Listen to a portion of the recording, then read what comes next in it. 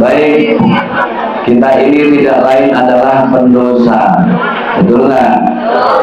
Makanya tadi saya ngajak istighfar. Sebagai anak, setiap hari kita masih sering melawan orang tua, betul? Sebagai istri, setiap hari masih sering melawan suami, betul? Sebagai suami, setiap waktu masih sering ngebohongin istri, betul?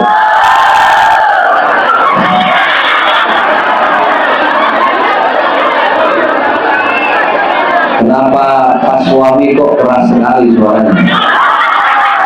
Curhat ya. Sekarang saya tanya, kalau ada suami ngebohongin istri, berarti suami juga manusia. Suami bukan malaikat. Saya tanya sama ibu, ibu sayang nggak sama suami? Setengah hati. Yang keras, yang mantap, ikhlas. Ibu sayang nggak sama suami? Kalau suami ibu sayang nggak sama ibu? Nggak tahu. Kan ibu sayang sama suami nih. Suami ibu mati, dikubur, mau nemenin di kuburan. Cuma janji-janji sehidup keren. Itulah manusia, semuanya akan serba sendiri ya. Jadi bagaimana Ustaz supaya tidak sering sakit hati? Ibu yang punya suami jujur, paling sering sakit hati sama siapa? Ayo, sering sakit hati sama siapa? Sama suami. Suami siapa? Suami tetangga. Pelakor.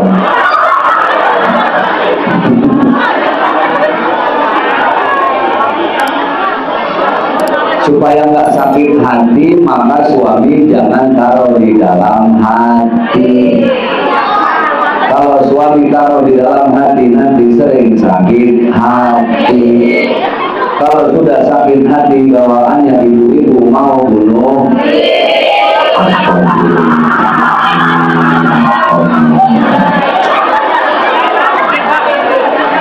Makanya suami jangan taruh di hati, taruhnya di lemari supaya nggak bisa kemana-mana. Ini siang-siang ini Bu, sudah panas ya. Sudah makan belum Bu? Sudah belum? Yang sudah alhamdulillah, yang belum juga innalillah, matilah tidak makan. Supaya tidak ngantuk dan semangat, kita punya yel-yel ya.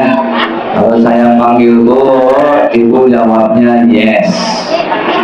Bu, Bu, Bu.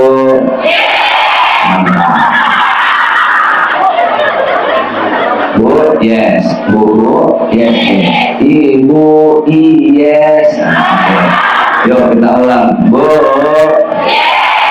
Bu, Bu. Ibu, Pak.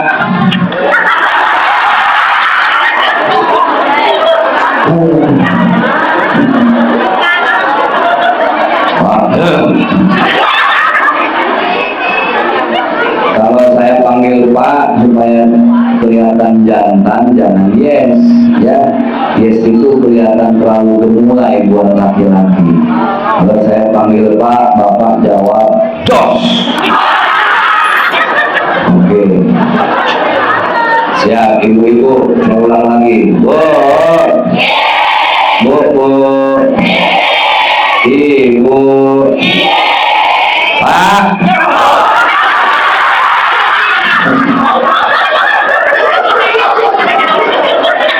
Sudah pakai sarung, dong.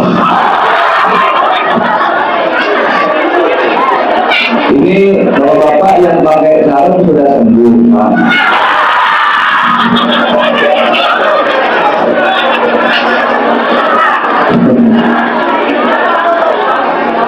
Baik, kita ngaji dulu ya. Duduk cuma semua kita yang kaya, miskin, semuanya akan kembali kepada innalillahi wa inna ilaihi. Orang yang cepat mati ciri-cirinya gampang, dikit-dikit selfie.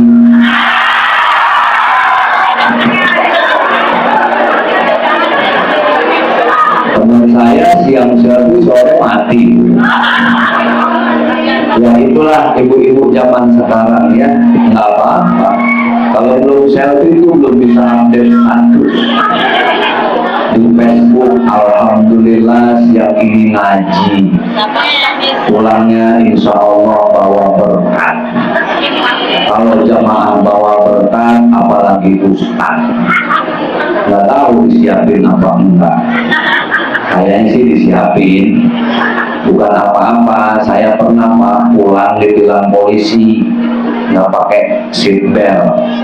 Pak Ustadz dari mana ceramah? Pak polisi nggak percaya. Bapak nggak percaya saya ceramah? Nggak percaya. Ustadz pakai kaos. Buka bagasi saya. Buka di bagasi banyak berkat dari panitia. Saya bilang, tuh Pak, lihat saya habis ceramah panitia bawain berkat. Polisi baru percaya setelah lihat berkat saya. Ini mas saya cerita aja. Di sini banyak polisi Pak. Ya, takutnya nanti kalau nggak bawa berkat dibilang polisi. Ini Ustadz dikasih air 2 botol sama 1 gelas. Ustadz kayak ikan mujair ini, alhamdulillah. Kenapa kita harus ngaji? Supaya ngaji menjadi bekal mati. Kan bahagia kita mau bukan cuma di dunia ya Bu, sampai di akhirat. Rabbana atina fid dunya hasanah wa fil akhirati hasanah wa qina. Yang ikut ngaji siang ini mudah-mudahan semuanya masuk surga. Mau masuk surga? Mau masuk surganya nanti apa siang ini?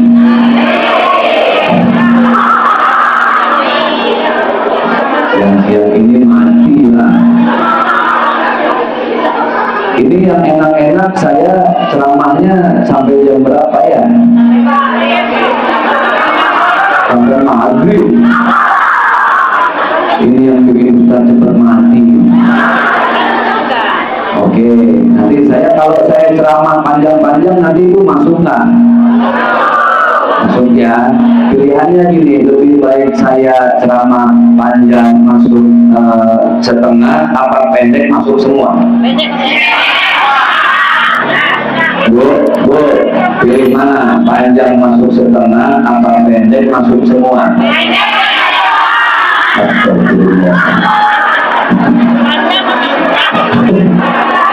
Ini ceramah, hei.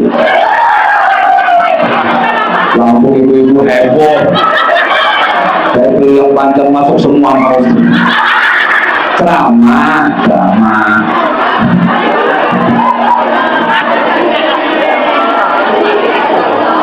Manusia tanpa ilmu itu seperti binatang. Apalagi saya mau berpesan ibu-ibu pulang dari sini jangan lupa jaga sholat 5 waktu.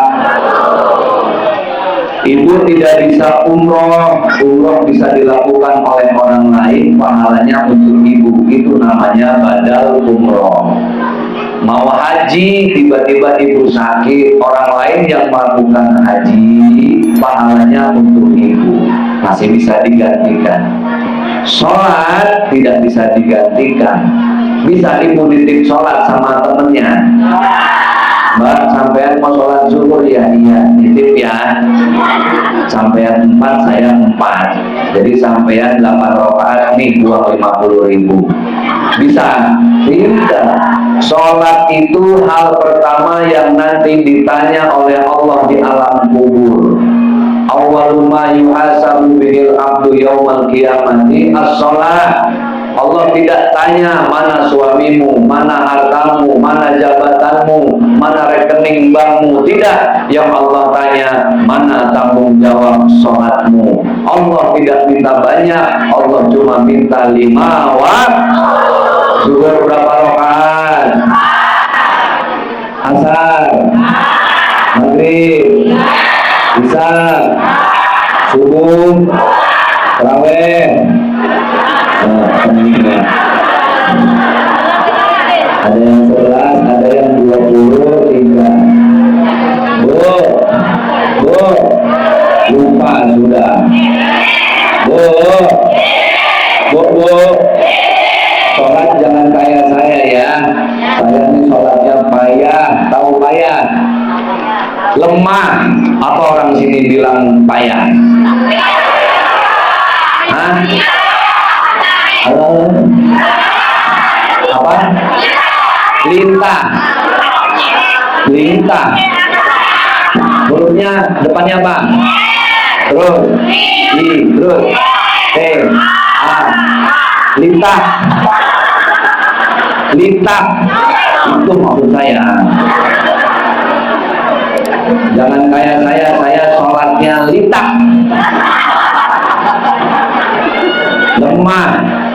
Saya nih Bu, subuh kesiangan. Siapa? Saya. Jawab dong sama-sama. Saya nih Bu, subuh kesiangan. Siapa? Bagus. Saya subuh kesiangan, zuhur kerepotan, asar di perjalanan, maghrib kecapean, isya ketiduran. Siapa?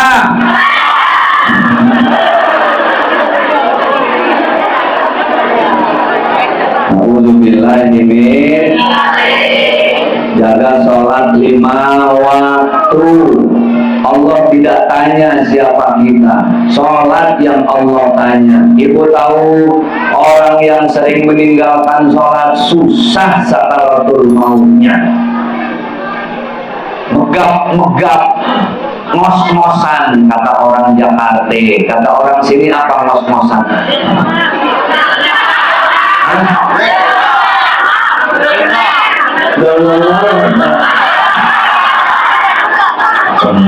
Saya. Orang yang nggak pernah sholat meninggalnya ngap-ngapan. Kenapa? Karena dia tidak pernah dekat dengan Allah. Tapi orang yang selalu jaga sholat, insya Allah hidupnya penuh dengan senyum.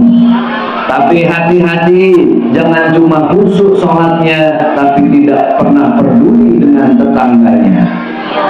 Karena sholat harus membuat kita jadi manusia baik, betul nggak?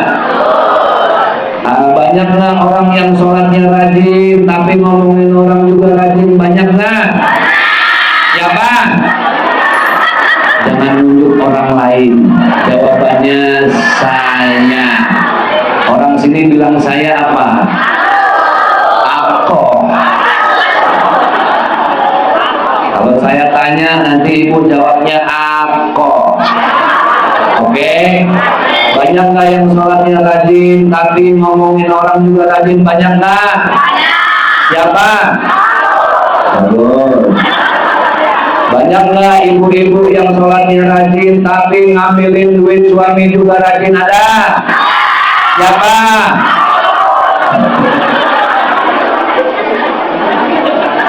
Sholat itu harus membuat kita jadi manusia baik. Paham? Contoh, orang yang sholat, habis sholat ada sampah, buang, benahi. Tuh sholat. Orang yang sholat, kalau ada nenek-nenek mau nyebrang, seberangin. Orang yang sholat, di sebelah kanan ada anak yatim, santunin. Orang sholat, di sebelah kiri ada janda tua, nafkahi. Sebelah sana banyak janda muda,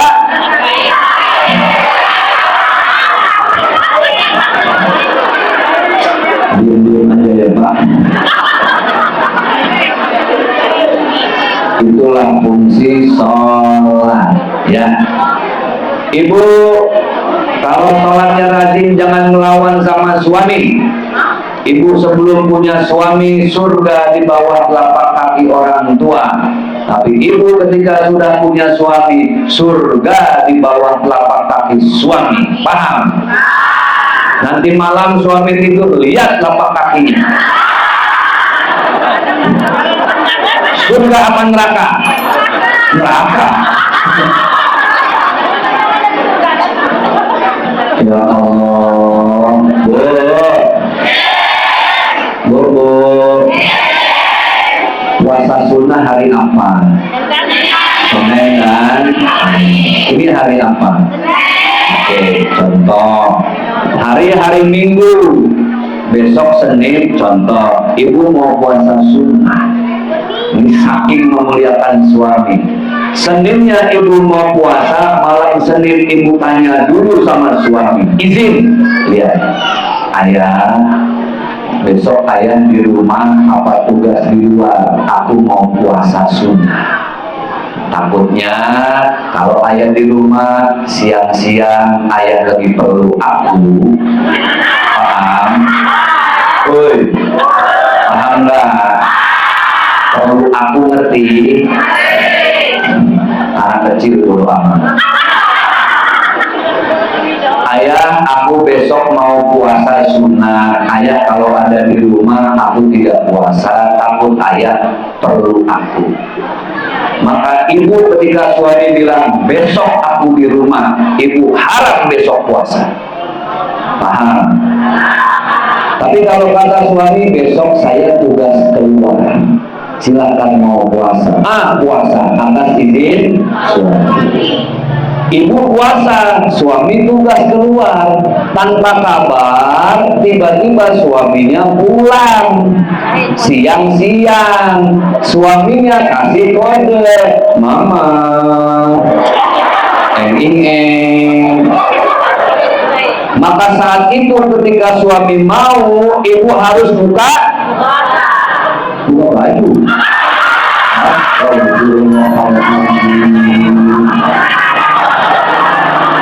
Buka puasa, kenapa ada yang jawab buka baju? Buka puasa dulu, baru buka baju.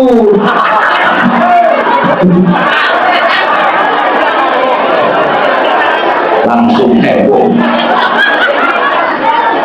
Kalau suami bilang saya mau, maka ibu buka apa tidak? Harus buka. Buka apa? Baju. Harus buka puasa. Kenapa? Karena puasa Senin Kamis hukumnya sunnah. Melayani suami hukumnya ya. Saking memuliakan suami.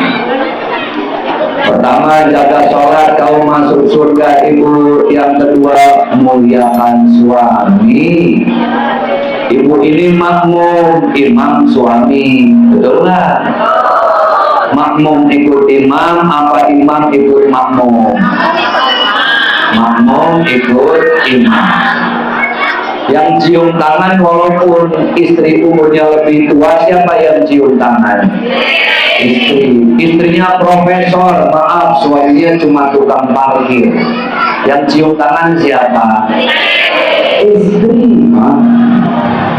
Perempuan ini makmum. Ibu kalau mau bahagia, manut saja dengan suami selama yang diajarkan itu adalah kebaikan. Tapi suami harus tahu diri. Setuju? Jangan seenak-enaknya dengan istri. Ini makhluk ciptaan Allah yang paling hebat. Tidak diciptakan dari tulang tengkorak, tidak diciptakan dari tulang kaki. Perempuan diciptakan dari tulang rusuk yang paling dekat dengan hati. Seolah-olah Allah mau bilang, perempuan hanya ingin dimengerti.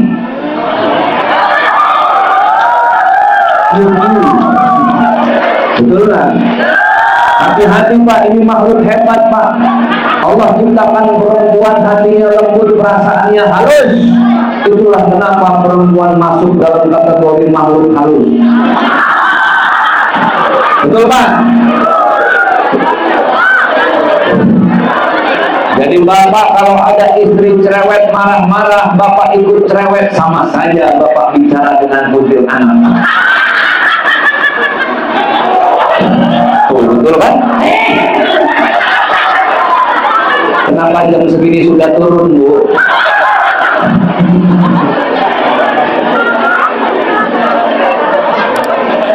Makmum ikut suami.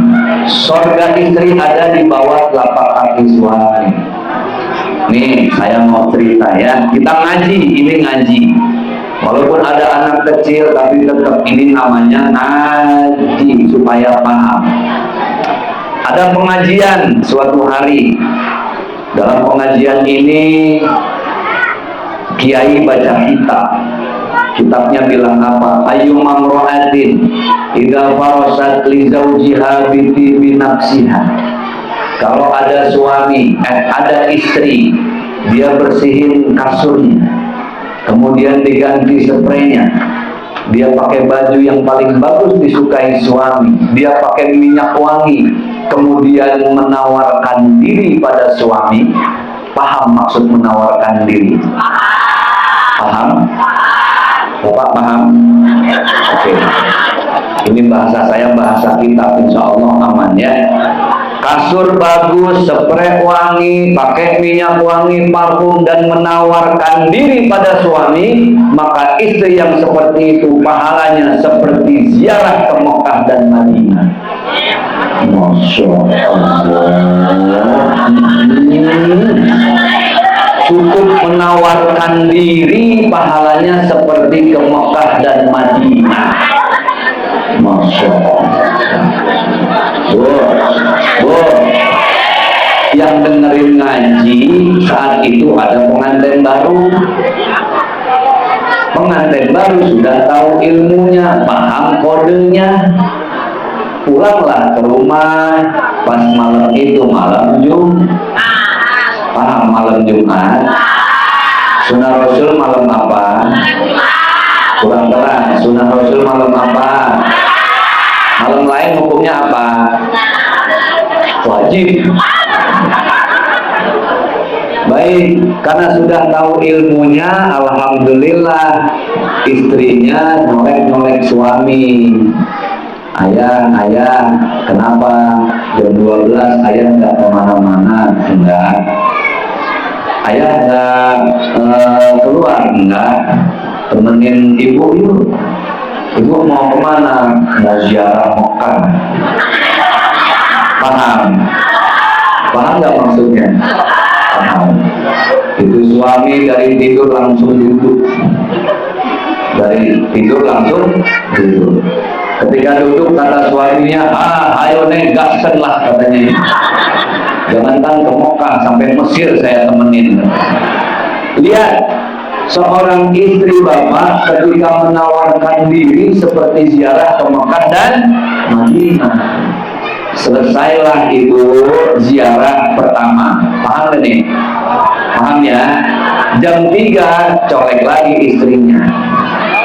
Ayah, kenapa Madinah? Paham?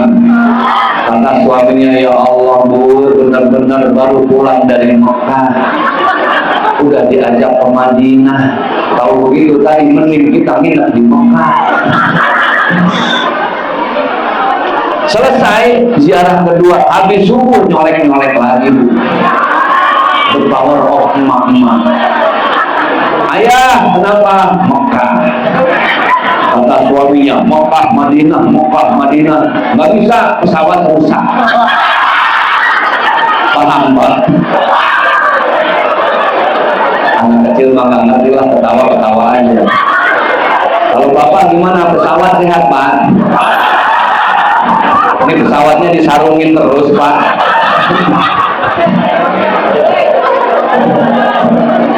Seperti itulah pahala ketika seorang istri memberikan nilai ibadah kepada siapa? Suami.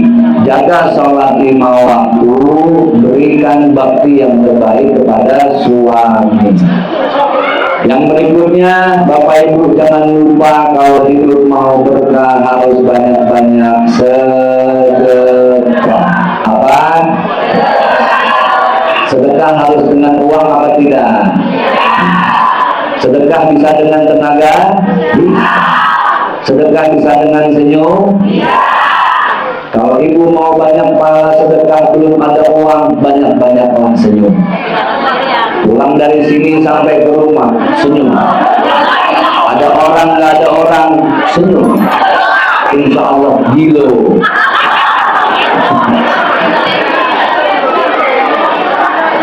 Senyum aja senyum, ya, latihan senyum. Maksud senyum itu apa? Kepada orang lain banyak-banyak senyum dengan niat lillahi. Jaga sholat, bakti kepada suami, banyak-banyak sedekah. Termasuk kepada orang lain, ibu bisa bersedekah dengan tenaga. Ibu bersedekah dengan senyum. Kalau belum bisa nyenengin orang lain, jangan nyusahin orang lain. Itu sedekah. Kalau ibu belum bisa memuji orang lain, jangan gibah orang lain. Belum tentu orang yang kita anggap jelek, kita lebih baik dari dia. Tidak. Bisa jadi kejelekan kita lebih banyak dari orang yang kita anggap jelek. Jangan sering-sering menunjuk orang lain, tunjuklah diri kita masing-masing. Kenapa sedekah? Di setiap tempat saya sampaikan, orang yang sedekah hidupnya berkah, orang pelit hidupnya sulit. Apa? Orang sedekah hidupnya berkah, orang pelit sulit. Ibu-ibu, 1, 2, 3.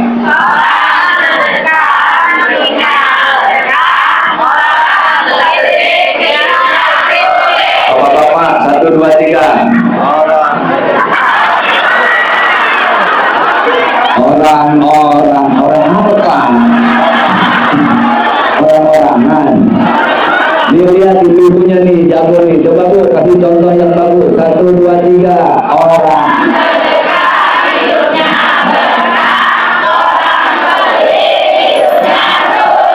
Kita dengar jagoan kita. 1, 2, 3.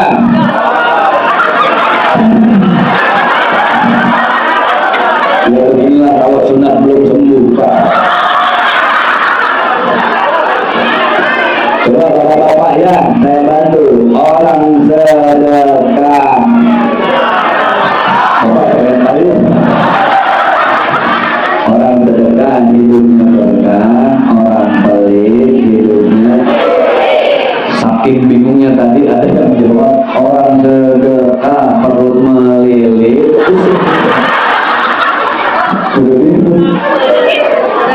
Sedekah berkah, pelit sulit. Itu rumus. Apa yang kita makan kita buang, betul nggak? Nasi goreng, sate padang, sate ayam, pecel lele, semua ikut kita buang. Nggak ada lele yang nggak ikut dibuang, betul nggak? Semua ikut. Apa yang kita makan kita keluarkan, yang kita kenakan kita tanggalkan. Ibu pakai kerudung 350.000, baju 3,5 juta, kaos kaki 5.003. Ada yang dibawa mati. Lalu mana yang dimakan dibuang, yang dipakai ditinggalkan Pak Ustadz? Mana harta kita yang sesungguhnya? Apa yang kita sedekahkan, itulah harta kita yang sesungguhnya.